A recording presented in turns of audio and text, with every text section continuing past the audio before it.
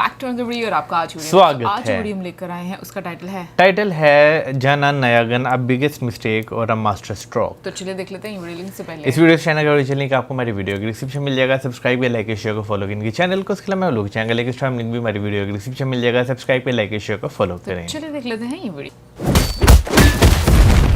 I am coming.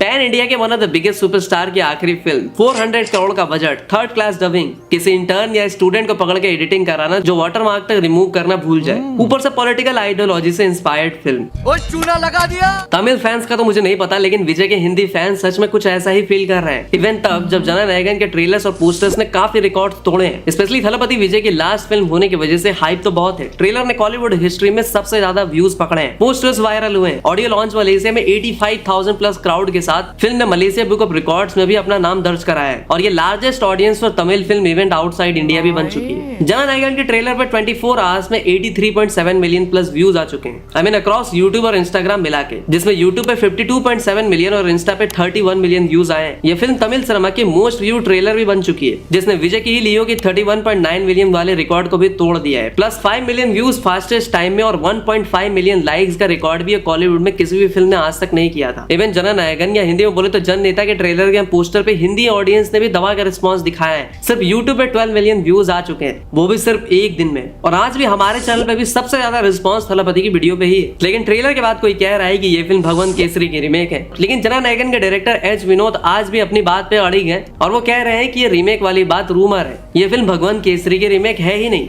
Director ने audio launch और interviews में इस बात से क्लियरली डिनाई किया है एंड ही सेड कि आई कैन नॉट से यस और नो, बट ये प्योरली थलपति विजय की ही फिल्म है। तो क्या सच में ये फिल्म भगवान केसरी की रीमेक है? और जब हिंदी ऑडियंस में इतना बवाल रिस्पांस है तो ये लोग हिंदी ऑडियंस को केटर क्यों नहीं कर रहे हैं? और वैसे भी इस वीडियो के लिए आप में से काफी सारे लोगों ने कमेंट्स एंड डीएम करके हमसे बोला था कि जना नायगन पे एक डिटेल वीडियो जरूर बनाना, तो आइए डिटेल में बात करते हैं।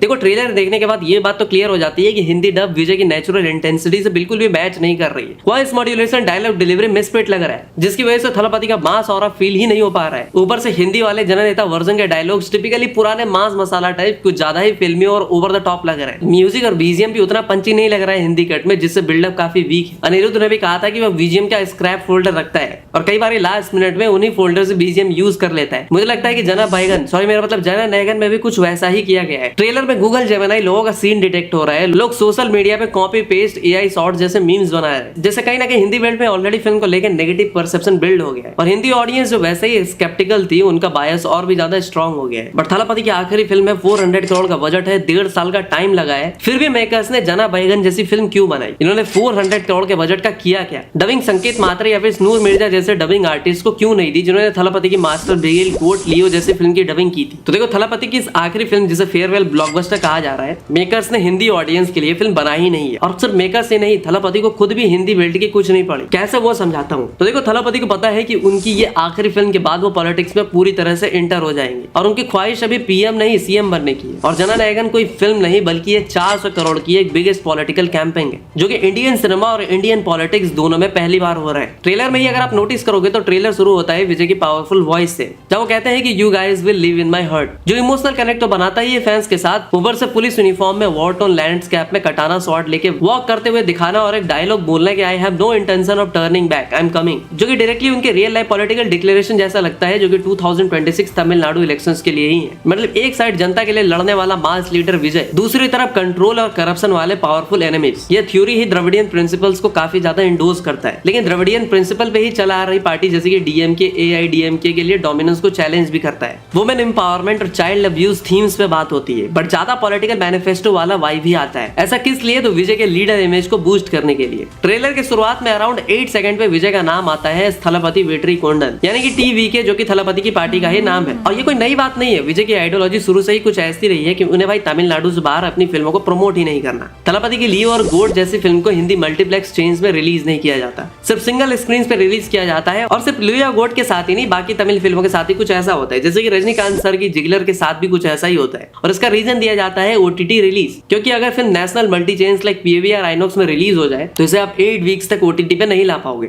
लेकिन तमिल फिल्म मेकर्स अपना इन्वेस्टमेंट रिकवर करने के लिए इन फिल्मों को जल्द से जल्द OTT प्लेटफॉर्म्स को बेच देते हैं। अब फिल्म चले ना चले OTT डील करके at least they save their sales. और पता है OTT डील करके मेकर्स अपनी फिल्म के बजट का 40 to 50% इमीडिएटली रिकवर भी कर लेते हैं। जैसे कि 250 करोड़ के लियो का OTT डील 120 करोड़ का होता है। सिमिलरली रजनी सर की जेलर का भी OTT डील 100 करोड़ का होता है। लियो का प्रोड्यूसर खुद कहता है कि उसे हिंदी बेल्ट से कुछ खास उम्मीद नहीं है। काफी सारे क्रिटिक्स जैसे कि सुमित कडेल जैसा क्रिटिक्स कहता है कि तमिल वालों का हिंदी मार्केट में कोई इंटरेस्ट ही नहीं है। वो अपनी फिल्म को कभी भी कन्नड़ या तेलुगु वालों की तरफ प्रमोट नहीं करते। थलापति की 20 जैसी फिल्म इतनी बड़ी हिंदी बेल्ट से 5 करोड़ का कलेक्शन करती है। मास्टर सुरारी पुट्रू जैसी फिल्म को OTT पे रिलीज किया जाता है। और ऐसा नहीं है कि तमिल फिल्मों को हिंदी ऑडियंस पसंद करना बंद कर चुकी है। अगर ऐसा होता तो विक्रम वेदा, सुरारी पुट्रू, जय भीम, मनांडू जैसी फिल्मों में से कुछ को हिंदी रीमेक नहीं किया जाता। अगर इन फिल्मों को थोड़ा सा रिस्क लेके पैन इंडिया में ढंग से रिलीज किया जाता तो ये फिल्म 500 to 600 करोड़ तो आराम से कमा के जाती। लेकिन टाइम्स ऑफ इंडिया के रिपोर्ट के according last pan India release Tamil film जिसे नॉर्थ बेल्ट में तगड़ा रिस्पांस मिला था वो थी रजनीकांत सर की 2.0। इसके बाद आपको शायद ही याद होगा कि किसी तमिल फिल्म ने पैन इंडिया में भौकाल काटा हो। इसी बात से सीधा प्रूव हो जाता है कि जननायकन को हिंदी ऑडियंस के लिए बनाया ही नहीं गया, बट वो एक फॉर्मेलिटी की तरह इसे हिंदी में डब कर दिया गया है। ऊपर से अमेजन प्राइम के साथ 181 करोड़ की डील तो हो ही चुकी है। ऊपर से तमिल हिंदी क्लैश की वजह से, हिंदी को डिसरिस्पेक्ट करने की वजह से हिंदी बेल्ट में कहीं ना कहीं तमिल फिल्मों को लेके क्रेज थोड़ा कम तो हुआ है। ऊपर से भी recently reel and real life villain Prakash Raj ने अपनी एक फिल्म के सीन में एक बंदे को सिर्फ इसलिए पीट दिया क्योंकि वो हिंदी में बात करता है।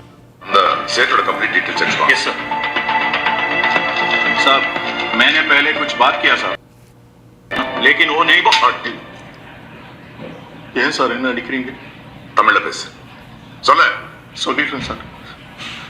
எங்க ஏரியால தெரிஞ்ச और सिर्फ लैंग्वेज ही क्यों, रिलीजन को लेकर भी तमिल फिल्म में एक्सट्रीम हेट देखने को मिलते रहता है। कमल हसन उनकी फिल्मों पे हिंदुइज्म को बदनाम करने के एलिगेशन तो लगते ही हैं। 2023 में नयनतारा की फिल्म अन्नपूर्णी, इस तमिल फिल्म में भगवान राम को मीट खाने वाला लव जिहाद को प्रमोट करने जैसे एलिगेशंस लगते हैं। नयनतारा पे केस भी होता है। ऊपर से इसी फिल्म से कुछ महीने पहले जब स्टालिन का बेटा उदयनिधि स्टालिन सनातन धर्म को mosquito, dengue, malaria, fever, corona से कंपेयर करता है और यह कहता है कि इन्हें मिटा देना चाहिए, तो सीधी सी बात है कि थलापति को पॉलिटिक्स में तमिलनाडु से उतरना है, वहाँ की ऑडियंस को खुश करना है, उनकी आइडियोलॉजी के अकॉर्डिंग बातें करनी है, उस तरह की ही फिल्म बनानी है। क्योंकि अब उन्हें अभिनेता नहीं बल्कि नेता जो बनना है। तो हिंदी ऑडियंस को लेके वो इतना क्यों सोचे, इतनी मगजमारी क्यों करे? क्योंकि जैसा मैंने कहा कि ये फिल्म नहीं बल्कि एक बहुत बड़ी पॉलिटिकल कैंपेन है। इसलिए हिंदी बेल्ट में थलापति के फैंस बोल रहे हैं कि मालिक बोल देते पैसा चाहिए था तो फैन क्लब वाले आपके पार्टी फंड में पैसा डोनेट कर देते, फिल्म लाने की क्या जरूरत थी। बट ऐसा कहा जाता है कि जो फिल्म हिंदी मार्केट को कैटर नहीं करेगी उसका 500 to 600 करोड़ कमाना भी नियर टू इम्पॉसिबल हो जाएगा। बट ये चीज विजय थलापति की फिल्म पे अप्लाई नहीं होता और उसका सबसे बड़ा रीजन है ओवरसीज मार्केट। मलेशिया के अलावा भी थलापति के तमिल फैंस गल्फ कंट्री से लेके यूके, यूएसए हर जगह पे बड़े बड़े हैं। आपको याद होगा कि लियो का ओवरसीज ग्रॉस 204 करोड़ का था, जबकि फिल्म का टोटल वर्ल्ड वाइड 606 करोड़ था।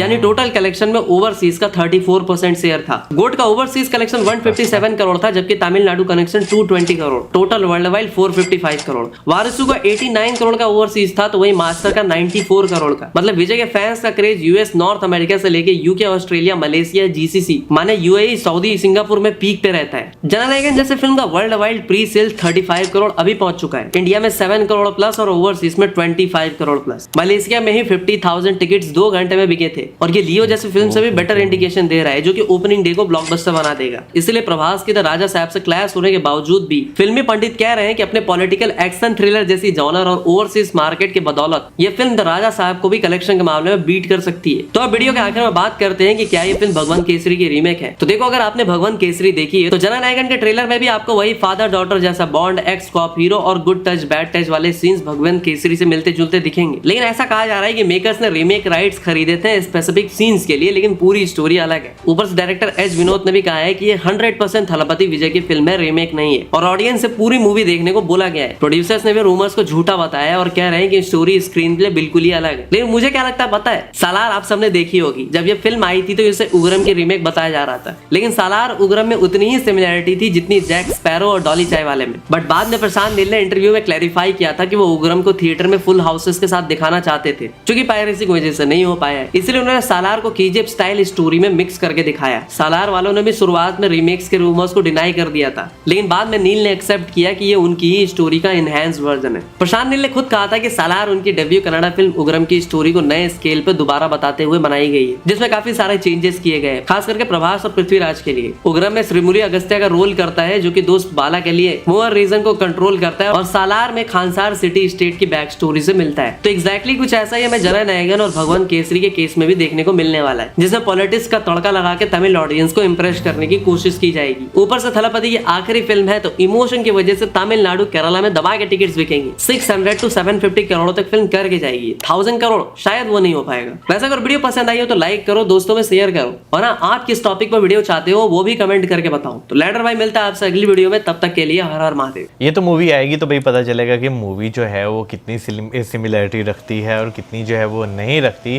क्योंकि समटाइम्स होता है कि आप ट्रेलर देखते तो आपको लगता है कि यार किसी मूवी से खासतौर पर आपने जो फिल्में देखी हो तो कहीं ना कहीं लगता है कि आपको यार ये सीन जो है ना फलानी मूवी से जब मेरा, जैसे हम गाने कभी कभी देखते हैं तो हमें लगता है कि यार ये इससे पहले भी किसी मूवी में जो है ना वो गाना जो है वो आ चुका हुआ है, तो वो चीज़ आपको लगती है। लेकिन साउथ में हाँ स्क्रिप्ट्स आपको डिफरेंट मिलती हैं, अगर उसे इन्हेंस भी किया जाए तो फिर भी आपको डिफरेंट बहुत कुछ नज़र आता है। दूसरा मैं बोलूँगी कि जो फैंस होते हैं वो एक एक चीज़ नोटिस करते हैं, जैसे पोस्टर को लेकर उन्होंने एक चीज़ हाईलाइट। ये मैंने वैसे गूगल पे पढ़ा था। अच्छा। हाँ, मुझे नोटिफिकेशन आया था इसका। हाँ। अच्छा। वो आता है ना, गूगल आप ओपन करो तो साइड पे सारे आते हैं, वहाँ पे मुझे इसका नोटिफिकेशन एक आया था।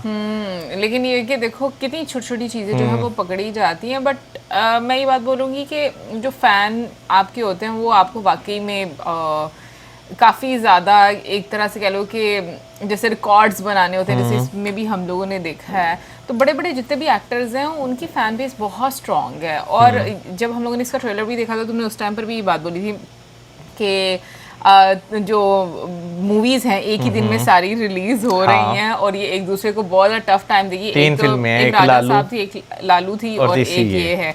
तो अभी देखते हैं, क्योंकि वे 69 के नाम से ये पहली मूवी था इसका टाइटल, विजय 69। हाँ, तो एक इमोशन तो वाकई में ऐड हो जाता है। यानी कि वो अब अपना फिल्मी करियर छोड़कर पॉलिटिक्स में पॉलिटिकल जो है करियर वो जो है बीच में जैसे उन्होंने हाईलाइट भी किया और वो उनकी पॉलिटिकल पार्टी का नाम भी है। अब बहुत सारे लोग ऑब्वियसली जो इंडिया में रहते हैं उन लोगों को आइडिया है इस चीज़ का, हम लोगों को इतना ज़्यादा पता नहीं था इस चीज़ का कि उनकी पॉलिटिकल पार्टी का नाम क्या है, बट देखो कहीं ना कहीं पर टीवी के तो कहीं ना कहीं पर तुम ये देखो ना वो प्रमोशन तो होती है। आई थिंक ये बड़ा एक स्मार्ट आप कह लो कि प्ले करते हो जिस तरीके से प्रमोशन चल रही होती है। बट एनीवेज मुझे वैसे पूरी उम्मीद है कि ये मूवी अच्छा खासा बिजनेस करेगी, क्योंकि उनकी लास्ट मूवी है, तो उस लिहाज से अगर देखा जाए तो लोगों का एक इमोशनल अटैचमेंट होगा। और जैसे बोला भी उन्होंने मलेशिया की बात करें, वाकई में मलेशिया में आपको बहुत ज़्यादा तमिलियन जो कम्युनिटी है वो बहुत स्ट्रॉन्ग नज़र आती है। अच्छा, मुझे एक और चीज़, जैसे वो ये चाहते हैं कि भाई ये मुझे नहीं पता जैसे वो क्यों ये चाहते हैं कि उनकी फिल्म्स जो हैं वो तमिल ऑडियंस के अलावा दूसरी ऑडियंस के लिए रिलीज़ जो है वो ना की जाए, यानी कि पैन इंडियन मूवीज़ के, यानी कि सुनने से ये लगा कि वो हक में नहीं है। तो ये चीज़ ऐसा क्यों है, अगर है तो ऐसा क्यों है, ये भी जो है वो ज़रूर जो है वो कमेंट सेक्शन में जो है बताइएगा।